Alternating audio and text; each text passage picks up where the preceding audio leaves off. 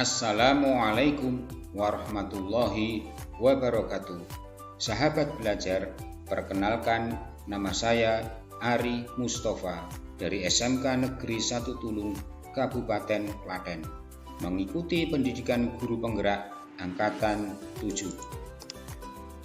Pada kali ini saya akan menyampaikan demonstrasi konstekstual modul 1, yaitu pendidikan yang berpihak pada murid berdasarkan filosofi pendidikan Ki Hajar Dewantara.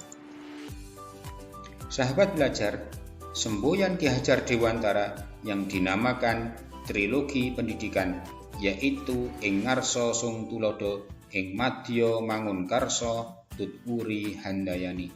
Seorang guru di depan harus mampu menjadi teladan, memimpin, contoh kebajikan, patut ditiru atau baik untuk dicontoh oleh murid. Di tengah, mampu memberdayakan, menyemangati, membuat murid memiliki kekuatan, kemampuan, tenaga, akal, cara, dan sebagainya demi memperbaiki kualitas diri mereka. Sedangkan di belakang, mampu mempengaruhi, memelihara, dan mendorong kebajikan serta kualitas positif agar murid bertumbuh dan maju. Kemudian tujuan pendidikan berdasarkan filosofi pendidikan Ki Hajar Dewantara, yaitu menuntun diri anak berdasarkan kekuatan kodrat yang ada pada diri anak, baik sebagai individu ataupun sebagai anggota masyarakat, agar dapat mencapai kebahagiaan hidup. Pendidikan anak berhubungan dengan kodrat alam dan kodrat zaman.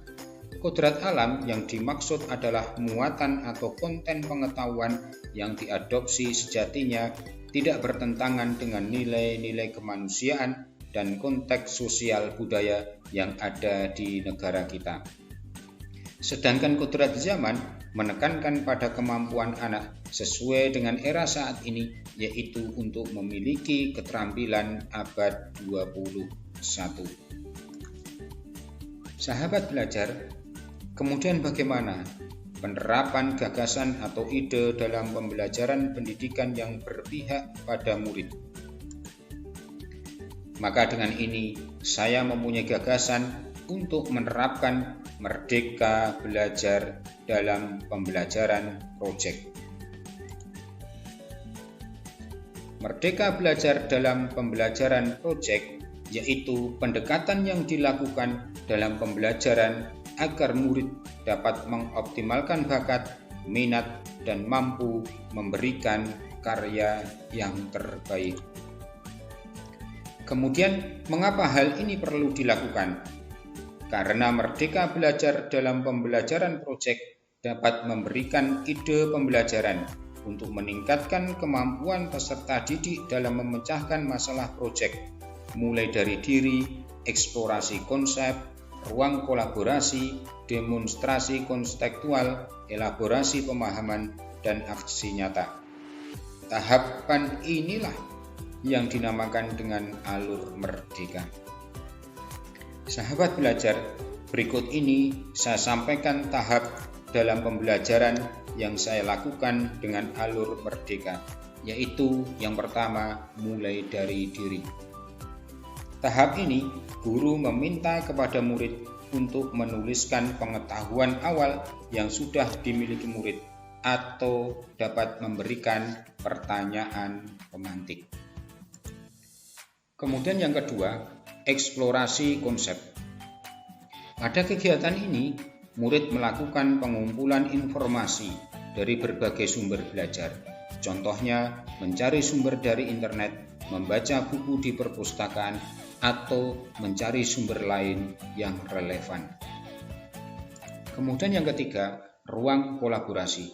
Pada tahap ini, dilakukan kegiatan guru dan siswa dalam mendiskusikan materi pelajaran berdasarkan hasil pengumpulan informasi. Kemudian yang keempat, demonstrasi konstekstual. Tahap ini, murid melakukan presentasi hasil diskusi kelompok. Kemudian yang kelima, elaborasi pemahaman. Pada kegiatan ini bertujuan untuk menyamakan persepsi konfirmasi dari guru terkait presentasi murid. Penguatan materi dari guru perlu dilakukan agar siswa semakin memahami materi tersebut. Kemudian yang keenam, koneksi antar materi. Para siswa menghubungkan materi yang sudah dipelajari atau menyimpulkan. Kemudian yang ketujuh, aksi nyata. Pada tahap ini, siswa mendapatkan penugasan berupa proyek terkait penerapan materi pelajaran yang dapat bermanfaat dalam kehidupan sehari-hari.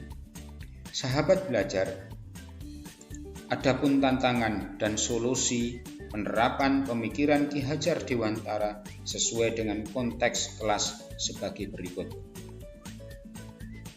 Kurangnya partisipasi aktif murid dalam pembelajaran proyek karena belum menemukan langkah kegiatan pembelajaran yang tepat dan menyenangkan ini sebagai tantangan. Kemudian solusinya bagaimana? Yaitu menuntun murid dalam pembelajaran sesuai dengan alur merdeka.